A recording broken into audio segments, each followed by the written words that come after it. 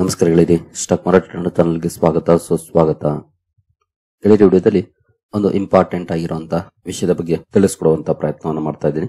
ಬಹುಶಃ ನಿಮ್ಗೆಲ್ರಿಗೂ ಇದ್ರ ಬಗ್ಗೆ ಮಾಹಿತಿ ಬಂದಿದೆ, ಯಾಕಂದ್ರೆ ನಿನ್ನೆ ವಿಡಿಯೋದಲ್ಲಿ ನಾನು ಇದ್ರ ಬಗ್ಗೆ ಬ್ರೀಫ್ ಆಗಿ ಮೆನ್ಷನ್ ಮಾಡಿದ್ದೆ. ಆದ್ರೆ ಈಗಿನ ವಿಡಿಯೋದಲ್ಲಿ ಇದ್ರ ಬಗ್ಗೆ ಸ್ವಲ್ಪ ಡೀಟೇಲ್ ಆಗಿ ವಿಷಯವನ್ನ ತಿಳ್ಕೊಳ್ಳೋಣ. ಏನೆಲ್ಲ ಇಂಪ್ಯಾಕ್ಟ್ ಆಗುತ್ತೆ ಎಸ್ಪೆಷಲಿ ಎಕಾನಮಿ ಮೇಲೆ ಹಾಗೂ ಮಾರ್ಕೆಟ್ ನ ಮೇಲೆ ಅನ್ನೋದನ್ನ ತಿಳ್ಕೊಳ್ಳುವಂತ ಪ್ರಯತ್ನವನ್ನ ಮಾಡೋಣ. ಮೊದಲಿಗೆ ಡಿಸ್ಕ್ಲೇಮರ್ ಕೊಡ್ಲಿಕ್ಕೆ ಇಷ್ಟಪಡ್ತೀನಿ.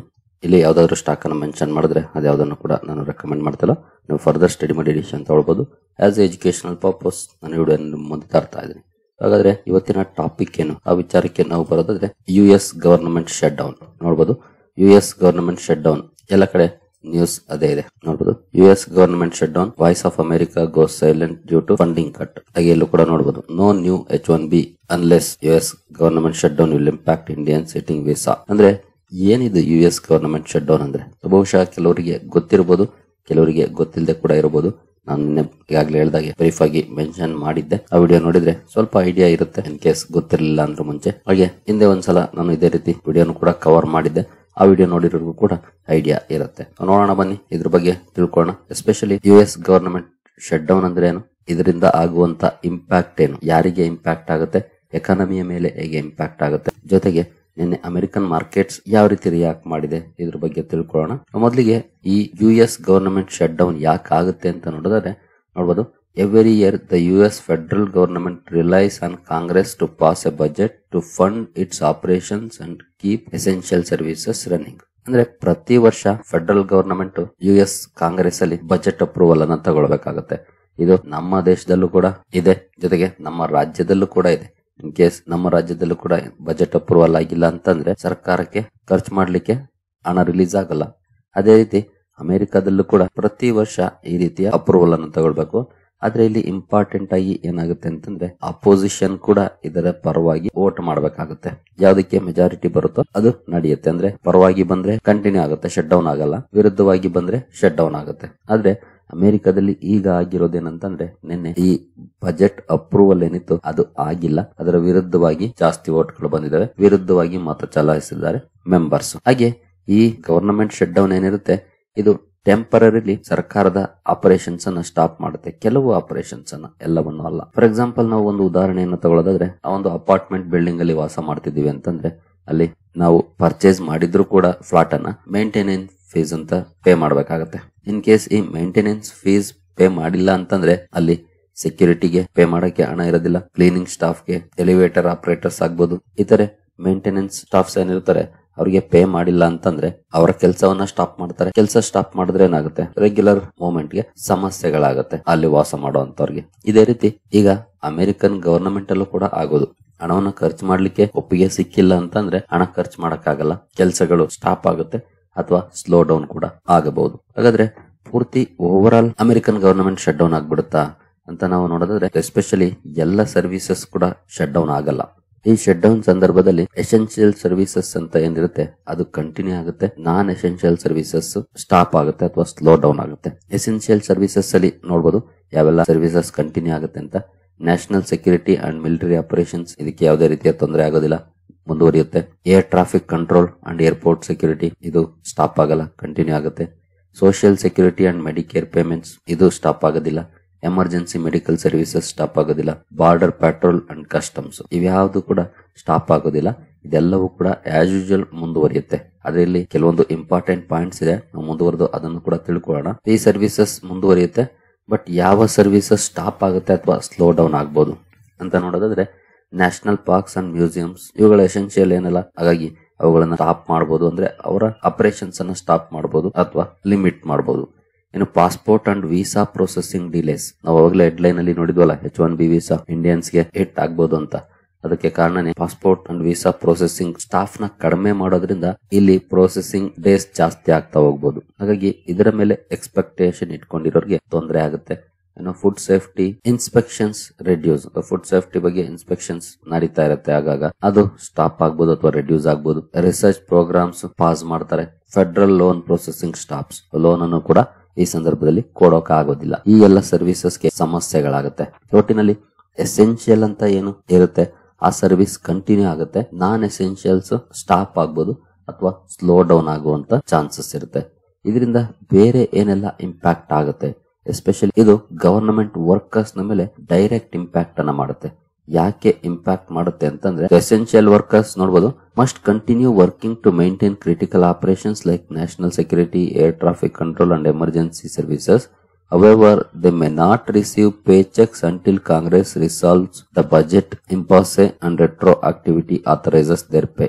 ಅಂದ್ರೆ ಎಸೆನ್ಷಿಯಲ್ ಸರ್ವಿಸಸ್ ಏನಿದೆ ಅಲ್ಲಿ ಕೆಲಸ ಮಾಡುವಂತವ್ರು ಕೆಲಸವನ್ನ ಮಾಡ್ತಾನೆ ಇರ್ತಾರೆ, ಆದ್ರೆ ಅವರಿಗೆ ಸಂಬಳ ಬರೋದಿಲ್ಲ. ಸಂಬಳ ಬರುತ್ತೆ, ಆದ್ರೆ ಯಾವಾಗ ಈ ಬಿಲ್ ಪಾಸ್ ಆಗುತ್ತಲ್ಲ ಆಗ ಬರುವಂತದ್ದು, ಅಲ್ಲಿವರೆಗೂ ಬರೋದಿಲ್ಲ. ಇನ್ ಕೇಸ್ ಒಂದ್ ತಿಂಗಳು ಆಯ್ತು ಅಂದ್ರೆ ಒಂದ್ ತಿಂಗಳವರೆಗೂ ಅವ್ರಿಗೆ ಸ್ಯಾಲರಿ ಬರೋದು, ಏನಾದ್ರು ಬಾಕಿ ಇದ್ರೆ ಬರೋದಿಲ್ಲ.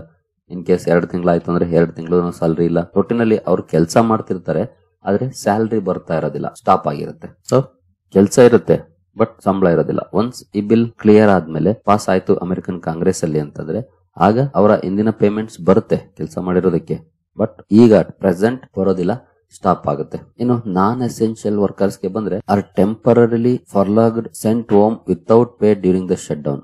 ಅಂದ್ರೆ ಇಲ್ಲಿ ಕೆಲಸ ಮಾಡುವಂತ ವರ್ಕರ್ಸ್ ಅನ್ನ ಮನೆ ಕಳಿಸ್ತಾರೆ, ಜೊತೆಗೆ ಸ್ಯಾಲರಿ ಕೂಡ ಕೊಡೋದಿಲ್ಲ.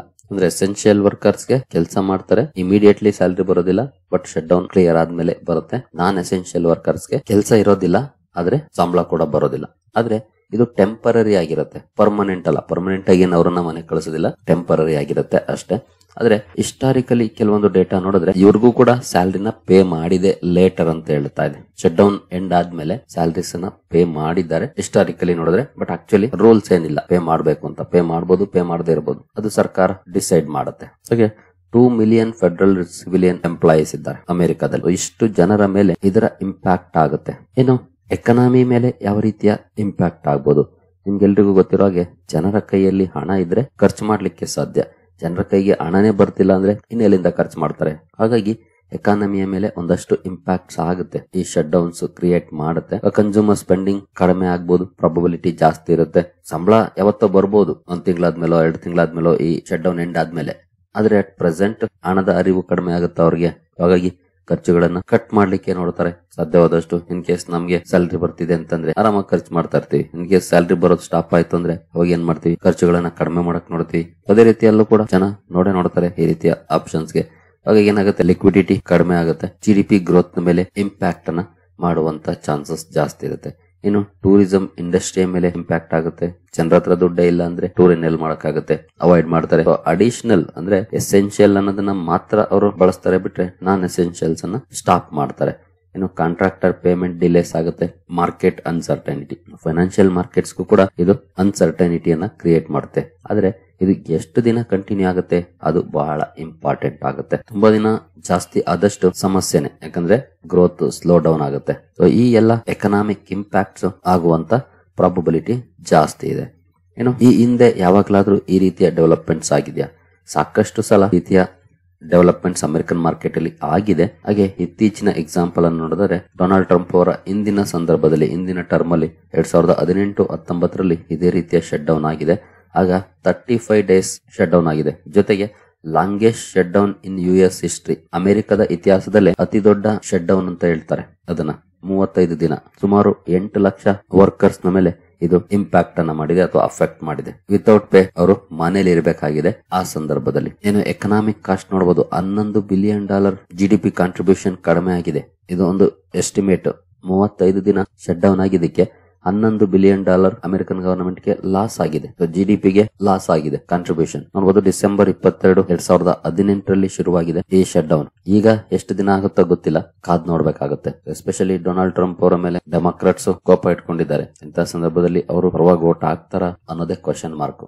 ಇವತ್ತಲ್ಲ ನಾಳೆ ಹಾಕ್ತಾರೆ, ಆದ್ರೆ ಅಲ್ಲಿವರೆಗೂ ಕಾಯ್ಬೇಕಾಗುತ್ತಲ್ಲ. ಅಲ್ಲಿವರೆಗೂ ಕಾದ್ರೆ GDP ಮೇಲೆ ಇಂಪ್ಯಾಕ್ಟ್ ಆಗುತ್ತೆ.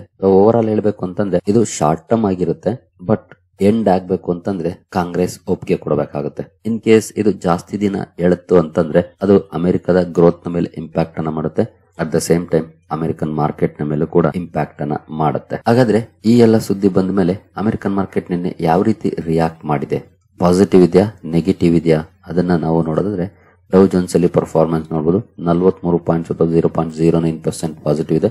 ಅಂದ್ರೆ ಫ್ಲಾಟಿಶ್ ಪರ್ಫಾರ್ಮೆನ್ಸ್ ನೋಡ್ಲಿಕ್ಕೆ ಸಿಕ್ಕಿದೆ. ಗ್ಯಾಪ್ ಡೌನ್ ಅಲ್ಲಿ ಓಪನ್ ಆಗಿದೆ, ನಂತರ ಇನ್ನೂ ಡೌನ್ ಆಗಿದೆ, ಮತ್ತೆ ಅಲ್ಲಿಂದ ಒಳ್ಳೆ ಬೌನ್ಸ್ ಬ್ಯಾಕ್ ಕೂಡ ಮಾಡಿದೆ. ನೋಡಬಹುದು more than 200 points bounce back ಮಾಡಿದೆ. ನಂತರ ಡೌನ್ ಆಗಿದೆ, ಮತ್ತೆ ಅಪ್ ಆಗಿ ಮತ್ತೆ ಕೊನೆಯಲ್ಲಿ ಒಂದಷ್ಟು ಡೌನ್ ಫಾಲ್ ಕಂಡು ಓವರ್ ಆಲ್ ಫ್ಲಾಟಿಶ್ ಕ್ಲೋಸಿಂಗ್ ಕಂಡು ಬಂದಿದೆ. ಬಟ್ ಗ್ರೀನ್ ಅಲ್ಲೇ ಕ್ಲೋಸಿಂಗ್ ಇದೆ, ಅಲ್ಲೇನು ನೆಗೆಟಿವ್ ಇಂಪ್ಯಾಕ್ಟ್ ನೋಡ್ಲಿಕ್ಕೆ ಸಿಕ್ಕಿಲ್ಲ ಸದ್ಯದ ಮಟ್ಟಿಗೆ. ಯಾಕೆಂದ್ರೆ ಬಹುಶಃ ಮಾರ್ಕೆಟ್ ಕೂಡ ಎಕ್ಸ್ಪೆಕ್ಟೇಷನ್ ಇಟ್ಕೊಂಡಿರುತ್ತೆ ಇವತ್ತಲ್ಲ ನಾಳೆ ಇದು ಕ್ಲಿಯರ್ ಆಗುತ್ತೆ ಅಂತ. ಹಾಗಾಗಿ ನಾರ್ಮಲ್ ಆಗಿ ಪರ್ಫಾರ್ಮೆನ್ಸ್ ಬಂದಿದೆ. ಇನ್ನು ನಾಸ್ಟಾಕ್ ಕಡೆ ಬಂದ್ರೆ ಇಲ್ಲಿ ಸ್ವಲ್ಪ ಮಟ್ಟಿಗೆ ಪಾಸಿಟಿವ್ ಇದೆ ನೋಡಬಹುದು. 0.42% ಅಥವಾ 95 ಪಾಯಿಂಟ್ಸ್ ಅಪ್ ಅಲ್ಲಿ ಅಮೆರಿಕನ್ ಮಾರ್ಕೆಟ್ ನಿನ್ನೆ ಕ್ಲೋಸಿಂಗ್ ಅನ್ನ ಕೊಟ್ಟಿದೆ. ಅಂದ್ರೆ ನಾಸ್ಟಾಕ್ ಅಂದ್ರೆ ಮಾರ್ಕೆಟ್ಸ್ ಏನು ನೆಗೆಟಿವ್ ಆಗಿ ರಿಯಾಕ್ಟ್ ಮಾಡಿಲ್ಲ ನಿನ್ನೆ, ಯಾಕಂದ್ರೆ ಅರ್ಲಿ ರಿಯಾಕ್ಷನ್ ಆಗ್ಬಹುದು ಅಂತ ಇರಬಹುದು. ನೋಡೋಣ ಮುಂದುವರೆದು ಯಾವ ರೀತಿ ಪರ್ಫಾರ್ಮೆನ್ಸ್ ಬರುತ್ತೆ ಅಂತ. ಎಸ್ಪೆಷಲಿ ಇದು ಜಾಸ್ತಿ ದಿನ ಎಳೆದಷ್ಟು ಸಮಸ್ಯೆಗಳಾಗುತ್ತೆ. ಬೇಗ ಕ್ಲಿಯರ್ ಆಯ್ತಾ, ನಥಿಂಗ್ ಟು ವರಿ. ಇನ್ನು ನಮ್ಮ ಮಾರ್ಕೆಟ್ ನ ಮೇಲೆ ಇದೇನಾದ್ರೂ ಇಂಪ್ಯಾಕ್ಟ್ ಅನ್ನ ಮಾಡುತ್ತಾ, ಈ ವಿಚಾರವನ್ನು ತಿಳ್ಕೊಳ್ಳೋದು ಕೂಡ ನಮ್ಗೆ ತುಂಬಾ ಇಂಪಾರ್ಟೆಂಟ್ ಆಗುತ್ತೆ. ನಿಮ್ಗೆ ಎಲ್ರಿಗೂ ಗೊತ್ತಿರೋ ಹಾಗೆ ಅಮೆರಿಕನ್ ಮಾರ್ಕೆಟ್ ಅಥವಾ American economy one of the strongest economy ಅಥವಾ ಬಿಗ್ಗೆಸ್ಟ್ ಎಕಾನಮಿ. ಅದರ ಇಂಪ್ಯಾಕ್ಟ್ಸ್ ಅಂದ್ರೆ ಅಲ್ಲಿ ಏನಾದ್ರೂ ಸಮಸ್ಯೆಗಳಾದ್ರೆ ಅದರ ಕಾಸ್ಕೇಡಿಂಗ್ ಇಂಪ್ಯಾಕ್ಟ್ಸ್ ಥ್ರೂಔಟ್ ದ ಗ್ಲೋಬ್ ಎಲ್ಲ ಮಾರ್ಕೆಟ್ ಗಳ ಮೇಲೂ ಕೂಡ ಆಗುತ್ತೆ. ಅದೇ ರೀತಿ ಸಮಸ್ಯೆಗಳು ಅಥವಾ ಅಂಡರ್ ಪರ್ಫಾರ್ಮೆನ್ಸ್ ನಮ್ಮ ಮಾರ್ಕೆಟ್ ಅಲ್ಲೂ ಕೂಡ ನೋಡುವಂತ ಚಾನ್ಸಸ್ ಸಿಗಬಹುದು. ಆದ್ರೆ ಸದ್ಯದ ಮಟ್ಟಿಗೆ ನಮ್ಮ ಮಾರ್ಕೆಟ್ ಈಗಾಗಲೇ ಸಾಕಷ್ಟು ಕರೆಕ್ಷನ್ ಅನ್ನ ಕಂಡಿರೋದ್ರಿಂದ ಅದು ರಿಯಾಕ್ಟ್ ಮಾಡದೆ ಕೂಡ ಇರಬಹುದು. ಅಂತಹ ಪ್ರಾಬಬಿಲಿಟಿ ಕೂಡ ಇದ್ದೇ ಇರುತ್ತೆ. ಯಾಕಂದ್ರೆ ಅಮೆರಿಕಾದಲ್ಲಿ ಈಗೇನು ಪರಿಸ್ಥಿತಿ ಕಂಡು ಬರ್ತಿದೆ ಅದು ಟೆಂಪರರಿ, ಏನ್ ಲಾಂಗ್ ಟರ್ಮ್ ಅಲ್ಲ. ನಾವು ನೋಡುದಲ್ಲ, ಅತಿ ದೊಡ್ಡ ಶಟ್ ಡೌನ್ ಅಂದ್ರೆ ಜಸ್ಟ್ 35 ಡೇಸ್, ಅದಕ್ಕಿಂತ ದೊಡ್ಡ ಶಟ್ ಡೌನ್ ಏನಾಗಿಲ್ಲ. ಹಾಗಾಗಿ ಇದು ಶಾರ್ಟ್ ಟರ್ಮ್ ಆಗಿರುತ್ತೆ, ಲಾಂಗ್ ಟರ್ಮ್ ಏನಲ್ಲ.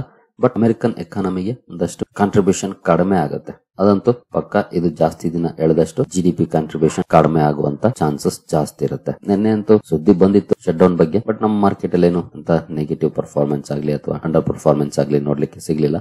ಬಟ್ ನಿನ್ನೆ RBI ಇಂದ ಕೆಲವು ಬ್ರೇಕಿಂಗ್ ಸುದ್ದಿಗಳು ಬಂದು ಅದು ನಮ್ಮ ಮಾರ್ಕೆಟ್ ನ ತುಂಬಾ ಚೆನ್ನಾಗಿ ಮೇಲಕ್ಕೆ ಎತ್ತಿತ್ತು. ನೋಡೋಣ ಮುಂದುವರೆದು ನಾಳೆ ಯಾವ ರೀತಿ ಪರ್ಫಾರ್ಮೆನ್ಸ್ ಬರುತ್ತೆ ಅಂತ. ಇವತ್ತಂತೂ ನಮ್ಮ ಮಾರ್ಕೆಟ್ ಕ್ಲೋಸ್ ಇದೆ ಗಾಂಧಿ ಜಯಂತಿ ಹಾಗೂ ವಿಜಯದಶಮಿ ಪ್ರಯುಕ್ತ. ನೋಡೋಣ ನಾಳೆ ಯಾವ ರೀತಿ ಪರ್ಫಾರ್ಮೆನ್ಸ್ ಇರುತ್ತೆ ಅಂತ. ಸರಿಗಳಿರಿ, ಈ US ಶಟ್ ಡೌನ್ ಬಗ್ಗೆ ನಿಮ್ಗೆ ಇದ್ದಂತ ಡೌಟ್ ಗಳು ಕ್ಲಿಯರ್ ಆಗಿದೆ ಅನ್ಕೊಳ್ತೀನಿ. ಹಾಗೆ ಗೊತ್ತಿಲ್ಲದೆ ಇರೋರಿಗೆ ಏನಿದು ಶಟ್ ಡೌನ್, ಏನ್ ಇಂಪ್ಯಾಕ್ಟ್ ಆಗುತ್ತೆ ಅನ್ನೋದ್ರ ಬಗ್ಗೆ ಒಂದಷ್ಟು ವಿಷಯ ಗೊತ್ತಾಗಿದೆ ಅನ್ಕೊಳ್ತೀನಿ. ಸರಿಗಳಿರಿ, ಈ ವಿಡಿಯೋ ನಿಮ್ಗೆ ಇಷ್ಟ ಆಗಿದೆ ಅನ್ಕೊಳ್ತೀನಿ. ಮುಂದಿನ ವಿಡಿಯೋದಲ್ಲಿ ಸಿಗೋಣ. ಅಲ್ಲಿವರೆಗೂ ಜೈ ಹಿಂದ್, ಜೈ ಕರ್ನಾಟಕ.